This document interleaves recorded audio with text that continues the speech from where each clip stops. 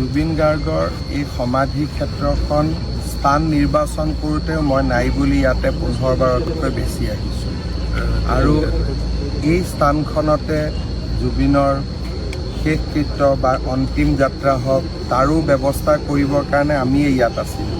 কিন্তু পিছত ৰাজনীতিৰ লগত জড়িত মানুহসকলে ইয়াক লৈ ইমান ৰাজনীতি কৰিলে যে এটা সময়ত ইয়াত আহিব বেয়া লগা হৈ গ'ল, কাৰণ ইয়াতে জুবিনতকৈ ৰাজনীতিৰ কথা বেছি আলোচনা হোৱা আৰম্ভ হ'ল। আৰু মই জানিছিলোঁ যে ইলেকশ্যন হোৱাৰ পিছত লাহে লাহে ৰাজনীতি শেষ হ'ব আৰু জুবিনৰ যি আচল যিটো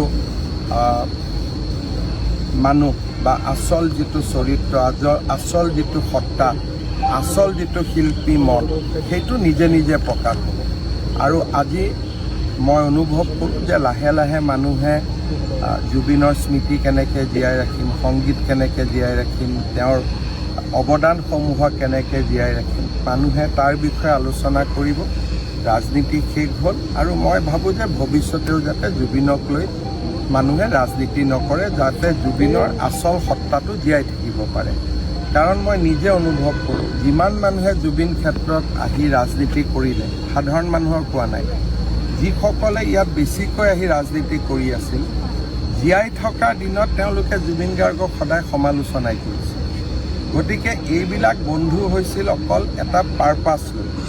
কিন্তু আমাৰ কাৰণে জুবিন অতীততো আছিল, বৰ্তমানো আছে, ভৱিষ্যতেও আমাৰ কাৰণে তেনেকৈ থাকিব, যেনেকৈ আমি জুবিনক পাইছোঁ। নিৰ্বাচনৰ পিছত তেওঁলোক অহা নাই, অহা নাহাটোত মই কোৱা নাই, কিন্তু যিটো নিৰ্বাচনৰ পুলিং বুথত জুবিন গাৰ্গৰ ফটো লগাই দিয়া, পাৰ্টি অফিচত জুবিন গাৰ্গৰ ফটো লগাই দিয়া, এইবিলাক মানুহে নিবিচাৰে। কাৰণ মানুহে শিল্পীক সদায় অৰাজনৈতিক হৈ থকাটোৱে বিচাৰে। আপুনি যদি এটা কেন্দ্ৰত ভোট দিব গৈছে, বিজেপিয়ে পদুম ফুল লৈ বহি আছে, কংগ্ৰেছে হাতৰ ছবিৰ পৰিৱৰ্তে যদি জুবিন গাৰ্গৰ ফটোখন লৈ বহি থাকে, মানুহৰ খং উঠিব নালাগে।